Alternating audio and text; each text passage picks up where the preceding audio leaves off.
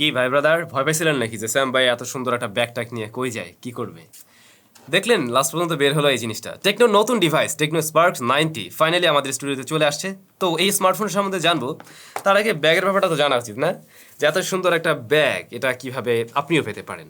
Tecno Spark 90 এই স্মার্টফোনের সাথে আপনারা এই ব্যাগটা পেয়ে যেতে পারেন, তবে সবাই না, কিছু স্পেশাল পার্সন আছেন, তারাই পাবেন। কিভাবে পাবেন সব কিছু নিয়ে বিস্তারিত আলোচনা করবো, সেই সাথে স্মার্টফোনটা কেমন দামে আসলো এবং এতে কি কি অফার করছে সব কিছুই জানবো। পুরো ভিডিও নিয়ে স্যাম থাকছে আপনাদের সাথে। আপনারা স্যামজোন দেখছেন, যারা নতুন চ্যানেলটি সাবস্ক্রাইব করার রিকোয়েস্ট থাকলো। বক্স নিয়ে নাড়াচাড়া করা যাবে, ভিতরে কি আছে সেটাও জানা যাবে। তো ব্যাগের ব্যাপারটা একটু ক্লিয়ার করে নেই। এই মুহূর্তে টেকনো স্পার্ক 90 স্মার্টফোনটির প্রি বুকিং চলছে। তো শুধুমাত্র যারা কিনা প্রি বুক করবেন তারাই এই সুন্দর ব্যাকপ্যাকটি পাবেন। আর প্রি বুক করা যাবে কিন্তু টেকনোর সিলেক্টেড স্টোর থেকে। কোন স্টোর থেকে কিনতে পারবেন তার লিস্ট ভিডিও ডেসক্রিপশনে দেওয়া রইল। যারা এই মুহূর্তে প্রি বুক করবেন তারা 11 তারিখের মধ্যে হয়তো হ্যান্ডসেট হাতে পেয়ে যাবেন। ব্যাকপ্যাকটি খারাপ না, বেশ ভালোই। এটা কাপড়ের, ভিতরে আপনি ল্যাপটপ, স্মার্টফোন, সেই সাথে দিয়ে একটা জামা কাপড় প্লাস কাগজপত্র ক্যারি করতে পারবেন। আর আমাদের মতো লোকজন হলে ক্যামেরা ট্যামেরাও ক্যারি করা যাবে। সো যারা এই ফোনটা কিনবেনই চিন্তা করছেন তারা অবশ্যই কিন্তু প্রি বুক করতে পারেন। একটা ফোনের সাথে আর একটা জিনিস পাওয়া গেল আর কি। তাহলে এই ফোনের দাম কত? স্মার্টফোনটি 4/128GB ভ্যারিয়েন্টে লঞ্চ হয়েছে এবং এর দাম 14,990 টাকা, মানে 15,000 টাকা। এই মুহূর্তে দাঁড়িয়ে সব স্মার্টফোনের দামই বেড়ে গেছে। তো সেই জায়গায় এই 15,000 টাকার ডিভাইসটা আসলে কেমন, কী প্যাকেজ, সেটা জানাটাই আগে আপনার উদ্দেশ্য মনে হয়। তারপরে আপনার ডিসিশন নেওয়া যেতে পারে এই ফোনটা আমি কিনবো কিনা। ওকে, সো আমরা যদি বক্সটা খুলে নেই, বক্সটা তো দেখাইলাম না, সুন্দর ওই যে অরেঞ্জ কালারের বক্স ইদানিং টেকনো বানায়, দেখতে খারাপ লাগে না, ভালোই। উপরে আবার ম্যাট ফিনিশ একটা ব্যাপার সাথে। ভিতরে স্মার্টফোন পাবেন, এটার কাছে একটু পরে আসছি। তারপরে আমরা নিচে দেখব সিলিকন কেসটা হওয়া আমার ভালো লাগছে। এটার উপরে সুন্দর প্রিন্টিং, স্পার্ক এরকম অনেক কিছু লেখা আছে, দেখতে ভালোই লাগবে। ইউজার ম্যানুয়াল, 12 মাসের ওয়ারেন্টি, কেবল, ইয়ারফোন পাবেন, আর হচ্ছে চার্জার, দ্যাটস ইট। অনেক কিছু, সিম এজেক্টর, এই তো। তাহলে খুলে ফেলা যাক এই বাছাকে। এটা কি হলো? জাস্ট আমি মোবাইলটা বের করলাম, কালো রঙের মোবাইল, ধাপ করে কারেন্ট নাই। জোস! ওরে ভাইরে ভাই, কি ফোন! জাস্ট বের করলাম, সাথে সাথে কারেন্ট নাই। যাই হোক, দ্রুত সময়ের মধ্যে কারেন্ট আবার চলে আসছে।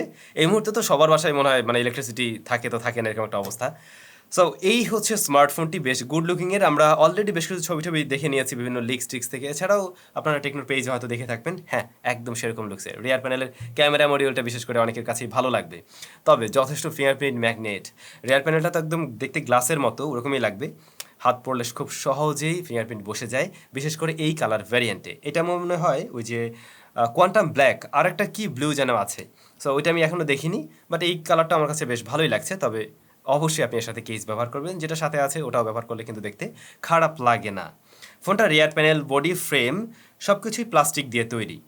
রাইট সাইডে আমরা ফিজিক্যাল ফিঙ্গারপ্রিন্ট স্ক্যানার দেখব, যা হোম বাটন হিসেবে ব্যবহার হবে। তবে আমার কাছে যা লাগছে এটা একটু নিচের দিকে মনে হয়, আর একটু উপরে থাকা উচিত ছিল। সেই ক্ষেত্রে আপনি দেখুন, এই যে নর্মালি আমি যখন হাত দিচ্ছি এটা কিন্তু ভলিউম বাটনের উপরে চলে যায়। সো এইটা একটু নিচে লাগছে আমার কাছে। কিছুদিন ব্যবহার করলে হয়তো ইউজ টু হবেন। তো ফিঙ্গারপ্রিন্টের উপরে থাকছে ভলিউম বাটন।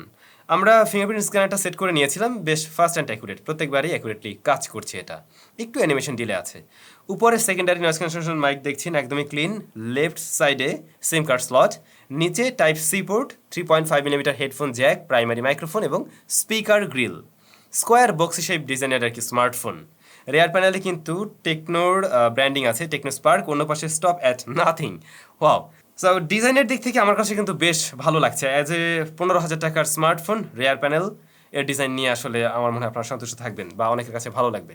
যদি ডিসপ্লে সাইডে আসি, সেখানে যে বিষয়টা প্রথমেই ভালো লাগেনি আমার, তা হলো এর ওয়াটার ড্রপ নস। এই ডট নস না হয়ে যদি পাঁচল কাঠপ থাকতো তাহলে দেখতে আরও বেশি যুগ উপযোগী লাগতো। এখানে আইপিএস এলসিডি প্যানেল রয়েছে, এর সাইজ 6.6 ইঞ্চ, যা এইচডি প্লাস রেজুলেশনের। তবে হাই রিফ্রেশ রেট পাচ্ছেন আপনি এখানে, 90 হার্টজ হাই রিফ্রেশ রেট রয়েছে। আমার মতে এটা ঠিক আছে একদিকে, কারণ হলো কি 90 হার্টজ আমাদের একটু স্মুথনেস দেবে, সেই সাথে যখন এইচডি প্লাস রেজুলেশন তখন যে জিনিসটা হবে প্রসেসরের উপরে খুব একটা প্রেশার দেবে না, কারণ এই স্মার্টফোনে যে অনেক আহামরি পাওয়ারফুল প্রসেসর আছে এমনটাও না।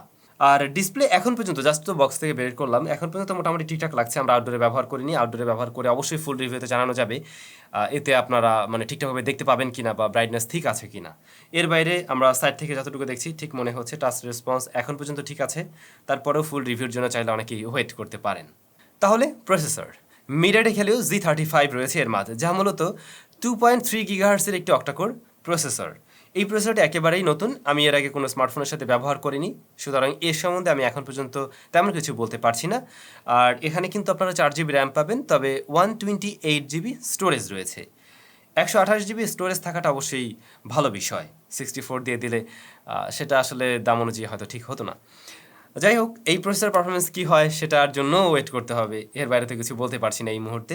টুকটাক সাব্বির 2-1বার একটু গেম খেলছিল, চলে মোটামুটি। তারপরও আমরা আসলে ফুল রিভিউতে নিয়ে ইন ডিটেলস আলোচনা করতে চাই। ক্যামেরা, স্মার্টফোনটি শুধুমাত্র ক্যামেরার জন্যই অনেকে চয়েস করবে, মানে ক্যামেরা প্লাস ডিজাইন, কারণ এর ফ্রন্ট ফেসিং ক্যামেরাটা হলো 32 মেগাপিক্সেলের। বিশেষ করে সেলফি লাভার যারা টিকটক করে, অনেকের আবার ফ্রন্ট ফেসিং ক্যামেরা প্রয়োজন হয়, তাদের জন্য হয়তো একটা ভালো অপশন হতে পারে। আর রেয়ার প্যানেলে আমরা 3টি সেন্সর দেখব। মেইন শুটার হলো 13 মেগাপিক্সেলের, তারপরে 2 মেগাপিক্সেলের ডেপথ, দেন এআই সেন্সর রয়েছে। তো main camera front facing camera চাইতে ছোট, ইন্টারেস্টিং বিষয় না? এখানে আমি কয়েকটা ছবি শেয়ার করে দিলাম ফ্রন্ট ফেসিং ক্যামেরার, তো আশা করছি মোটামুটি একটা আইডিয়া পেলেন। তারপরে আমরা বিভিন্ন সিনারিওতে ছবি তুলব, দেন আরও ইন ডিটেলসে এর সম্বন্ধে জানাবো। টেকনো স্পার্ক 90 এর অপারেটিং সিস্টেমে রয়েছে HiOS 8.6.0 based on Android 12। Out of the box আপনি অ্যান্ড্রয়েড 12 পেয়ে যাবেন।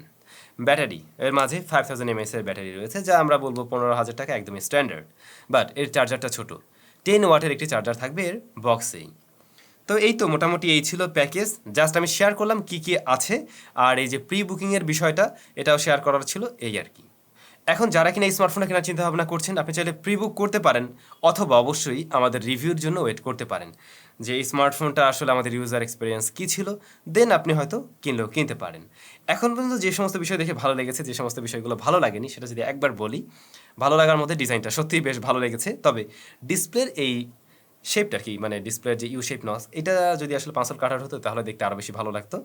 দেন আমরা সামনে বড়সড় ক্যামেরা দেখছি, রেয়ারে যদি 48 হেড থাকতো তাহলে তো আরও জোস হতো, এরকম কিছু বিষয় আছে। যাই হোক, আপনাদের কাছে কেমন লেগেছে ডিজাইন, যা অফার করছে দাম অনুযায়ী আপনাদের কাছেই কী মনে হয় সেটাও কমেন্ট করে জানাবেন। আমার মতামত কিন্তু আমি অবশ্যই ফুল রিভিউতে জানাবো। দেখা হচ্ছে তাহলে নতুন ভিডিওতে।